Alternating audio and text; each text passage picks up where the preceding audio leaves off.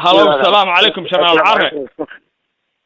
السلام عليكم ورحمة الله وبركاته. عليكم السلام ورحمة الله وبركاته. إنك كل هذا يوري درويش وحندوني إن وريسي كوبان نسيسو ديار موتهاي. ديار بقوة. وياي شنال العرة بل واحد مركب رئيسك تا هل كانت كسوغان تهاي إمكا أتشوكتو كل قبل كسنة قوم بتكسوغان تهاي بل قوبتا هدر كسوغان تهاي قلال الله يسمي شيء كريسا. بسم الله الرحمن الرحيم. أنا واحد كسوغان عارك هذا يريا وقولي جدا كسوغان هاي وعن كسوغان هاي من الشن كده مسؤولة في الساعة قاوة. واي وان قرتي شنال عاره waxa jirtay waantii ku saabsanayd heshiisiinta jabhadda iyo xukuumadda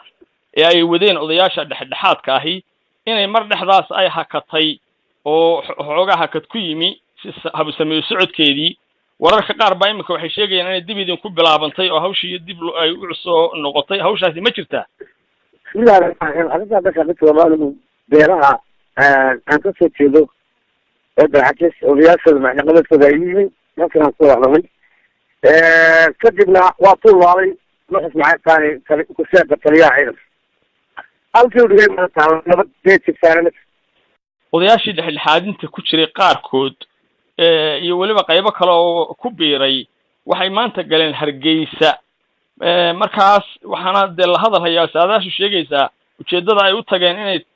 ka tahay sidii wada hadalkaasi dib ugu soo noolaan lahaa ama dib loo wada hadli lahaa ama maartay hawshaadii adiga xukuumadda hore loo sii wadi lahaa nimankaasi maxay iyagu halka u socdaan halka lafteeda mayaad warka ahayn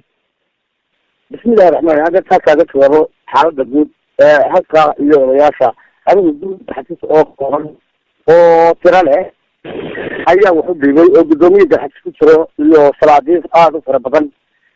iyo cuqaal iyo waxgarad iyo aqoonyahan ayaan wuxuu dhiibay iminka iyagana ma wada socdaan way kala tabsan yihiin laba gruub bay kala noqdeen marka xaaladda wax ka xidhan ma jiraan nimankan Hargeysa qabtay markaynu soo raacno adiga iyo iyagu markaa ma wada socotaan oo ma is ogtihiin oo adiga wakiil ma ka yihiin oo hawsha maadaama tiri waa la kala jabay adigu dhinacan ma la socotaa anigu waxaan la socdaa guddiga garxatis oo dhan cidna dhabarka saari maayo cidna dhinaca saari maayo قبل صعد هنيا سلطانك محمد حسن قنين سلطان محمد حسن قنين جروبكي جوانك الله وقاري جاو كذا بيجي من كلا يسجع وحنا على روسي وصل يستي دي أي سوسو لغة يعني يوم وجرحات سينما وحقوق قبل يعني هو وحلا جران كرو أنا جبت سبوع قاري نوح لكن هذا أنا كجناح يجوا كثير مثله maxaad ka qabtaa hadii wada hadalladii marka la dib u soo cusbanaadana waayeelkan maanta Hargeysa galay ay keenaan waan lagu gali karaa hawshii hore inay u sii socoto adigu fikirka maxaad ka qabtaa bismillaahi raxmaani raxiim horta wax jiraaba ma jiraan wuxuu taari baa tan u dhameeyey markuu u dhameeyey in dib wax loo yabjabo ummaddu si timaado taas waa qiyaabi waa wax ilaahay ku xiran laakiin wax iminka jiraa ma jiraan waa si fiican baan u gartay meesha aad ku sugan tahay maadaama tiri xeergaabo waxay dhisanaysay yar baan u jiraa meesha aad sheegtay magaceeda ma ii sheegi karaysaa maya arrimahaas waa arrimo midatin kollayto maalmihii ugu dambeeyey adiga iyo ciidamo ka socda xukuumadda oo halkaas buuralida weerar baa idinku dhex maray iyo dagaal iminka markaa hawshaasi ciidamadii ma is hor fadhidaan mise waa isma hor fadhidaan arrintaan dalka loo rabo ruux taaniga ayaa ciidamadii kala diray nin waliba beeshiisii uu qabtay markii uu qolyo kasta iyo cid kasta u sheegay inay reerkooda dhabato ciidamada nin kasta meeshuu kasoo jeeday u qabtay marka waxaad leedahay iminka cabsi kama qabtid in ciidamada xaggooda weerar kaaga yimaado miya kama qabo waxaan ku darayaa weliye dadka caalamka oo dhan waxaan u sheegayaa in nabadgelyadu tahay qaali in aanay rabin sii xukuumadda ahayd ee haysay gacanta ku haysay ummadda basadkeeda iyo ciidamadeeda iyo booliskeeda iyo bulshadeeda ee nidaamkii dastuuriga gacanta ku haysay inaanay nabad rabin baan u sheegaya waxaan kale oo doonayaa inaan u iftimiyo bulshada dagaalka ka bilaabmay ceelafeena muddada dheer ka soconayo inuu yahay mid batrooliyiisaba ah oo batroolka holhol laga soo bilaabo ilaa iyo dugoble sidii masaajidada loo dumiyey inuu ku fadhiyo ceelal badoola iyo saliid qabuuraha ka socdaana inuu yahay mid lagula heshiiyo muddo ajnabiya in macdanta ku jirto ee ku duugan si contrabandism oo aan bulshada ogeyn loola baxo dagaalkaas horta waxaan u iftiiminayaa inuu kaa yahay bulshada ku dhaqan dalka waayo sababta nabadgelyada diyaar uma aha waxaa caddeeyey ninka la yidhaaho nuux ismaaciil taani inaanay diyaar u ahayn nabadgelyo kaas oo keentay in ciidamadii burburaan in nin waliba uu qoladiisii qabto isagoo qorigiisa sita waxay keenaysaa marka ugu dambeysa inay dagaal beelaada ka baan haddii ummaddu wax kale haysteen dagaalka ha ku bigacdaan warku waa caynka aad iyo aad baad umahadsan tahay Generaal Care waqtigaadna siisay iyo wareysigaad noo siisayba aad iyo aad baan kaaga mahad celinaynaa السلام عليكم ورحمة الله وبركاته. وعليكم السلام ورحمة الله وبركاته. هلا السلام عليكم Generaal Care. السلام عليكم ورحمة الله وبركاته. عليكم السلام ورحمة الله وبركاته. إنك كل هذا يوري درويش waxaan doonayaa in aad wareysi kooban na siiso diyaar ma u tahay diyaar baan ku waayay Generaal Care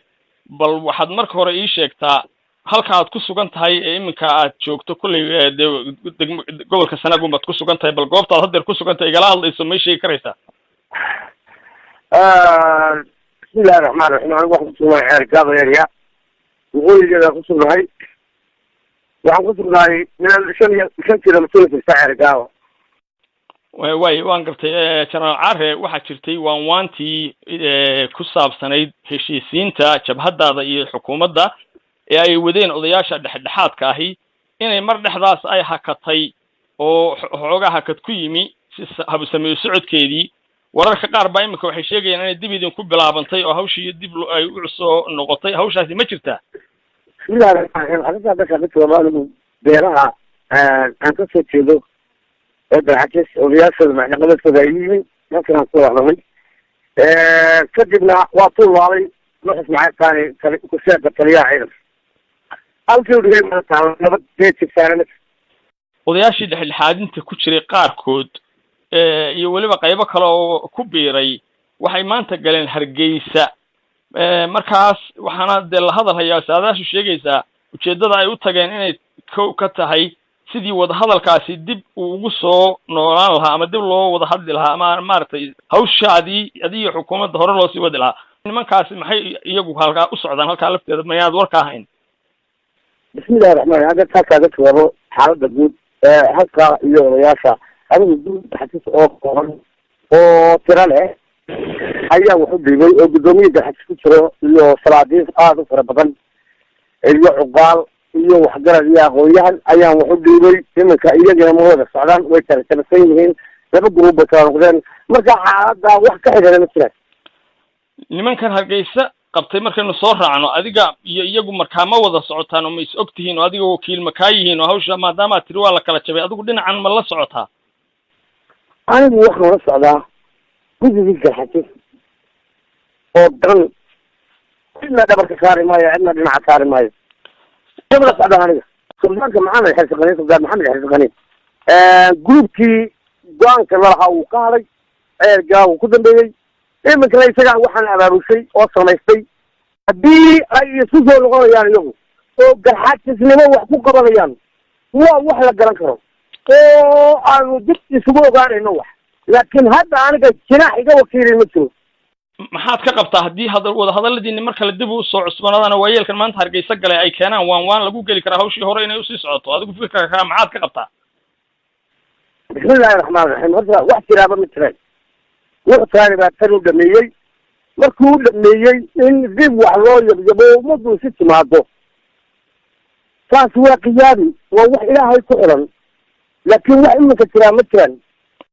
waa si fiican baan u gartay meesha aad ku sugan tahay maadaama tiri ceergaabo waxay dhisanays yar baan u jiraa meesha aad sheegtay magaceeda ma ii sheegi karaysaa maya arrimahaas waa arrimo milatary kolleyto maalmihii ugu dambeeyey adiga iyo ciidamo ka socda xukuumadda oo halkaas buuralida weerar baa idinku dhex maray iyo dagaal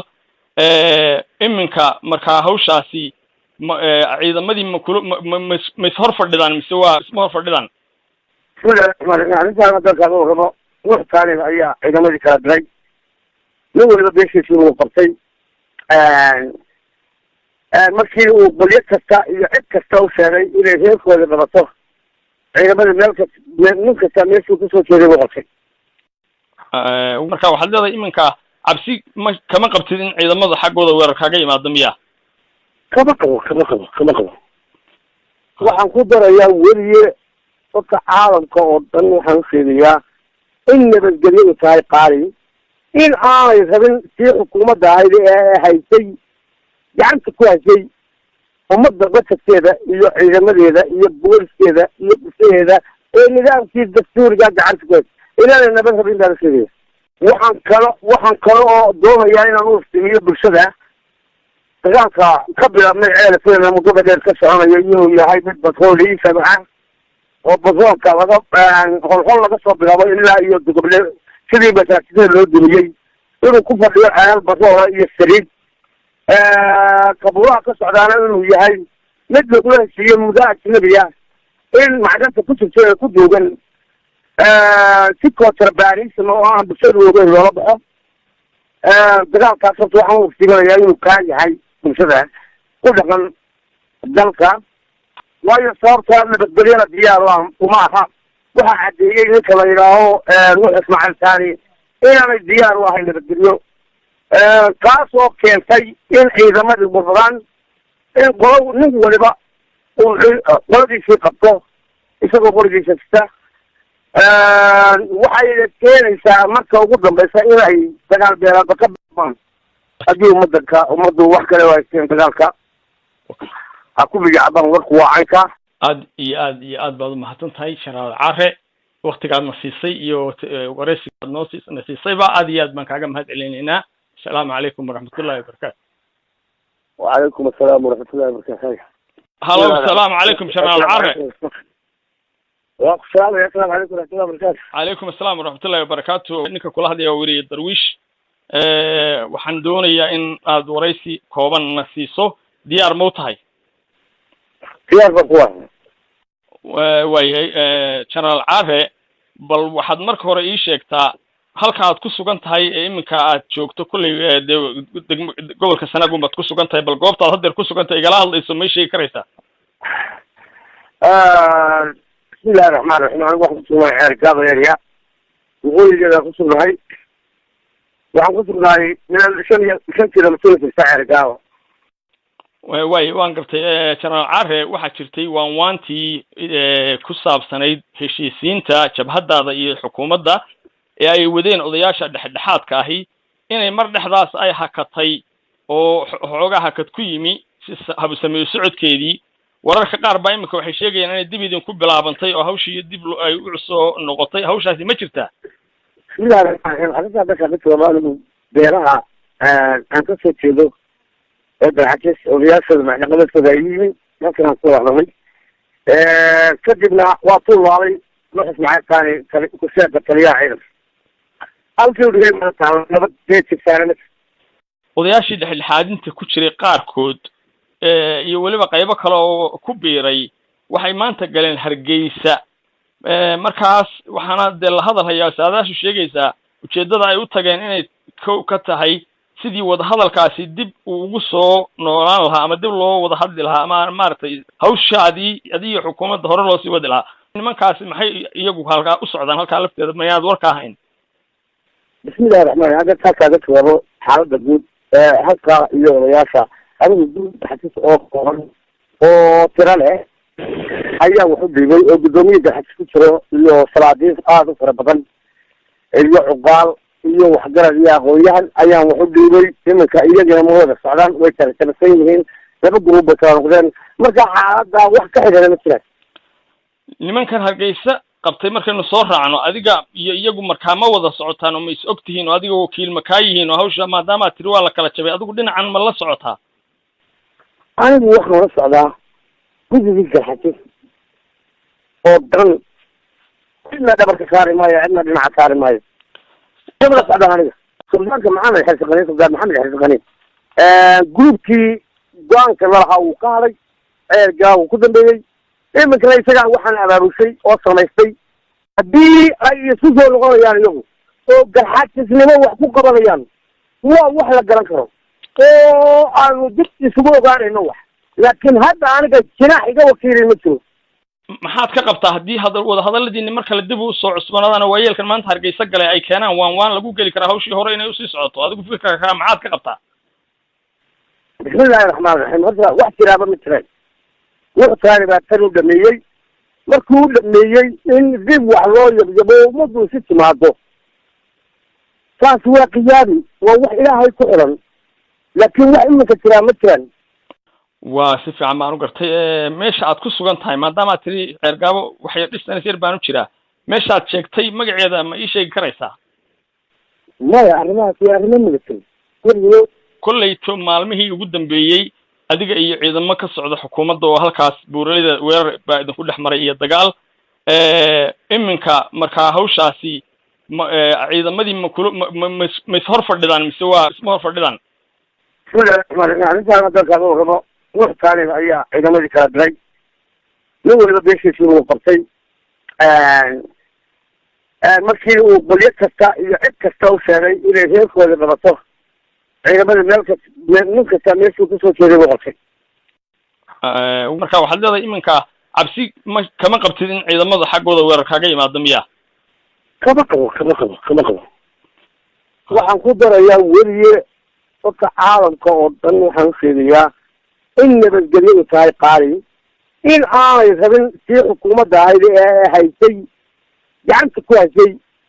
ummadda basadkeeda iyo ciidamadeeda iyo booliskeeda iyo bulshadeeda ee nidaamkii dastuuriga gacanta ku haysay inaanay nabad rabin baan usheegaya. waxaan kale oo doonayaa inaan u iftimiyo bulshada dagaalka ka bilaabmay ceelafeena muddada dheer ka soconayo inuu yahay mid batrooli sabaxa oo batroolka holhol laga soo bilaabo ilaa iyo dugoble sidii masaajidada loo dumiyey inuu ku fadhiyo ceelal batroola iyo saliid kabuuraha ka socdaana inuu yahay mid lagula heshiiyo muddo ajnabiya in macdanta ku jirto ee ku duugan si contrabandism oo aan bulshadu ogeyn loola baxo dagaalkaas horta waxaan u iftiiminayaa inuu kaa yahay bulshada ku dhaqan dalka waayo sababta nabadgelyada diyaar uma aha waxaa caddeeyey ninka la yidhaaho nuux ismaaciil taani inaanay diyaar u ahayn nabadgelyo kaas oo keentay in ciidamadii burburaan in nin waliba uu qoladiisii qabto isagoo qorigiisa sita waxay keenaysaa marka ugu dambaysa inay dagaal beelaada ka bilaabaan haddii ummaddu wax kale haysteen dagaalka ha ku bigacdaan warku waa caynka. aad baad umahadsan tahay Sharaad Care waqtigaad na siisay iyo wareysigaad noo siisayba aad iyo aad baan kaaga mahad celinaynaa. Assalaamu calaykum waraxmatullaahi wabarakaatu. وعليكم السلام ورحمة الله وبركاته.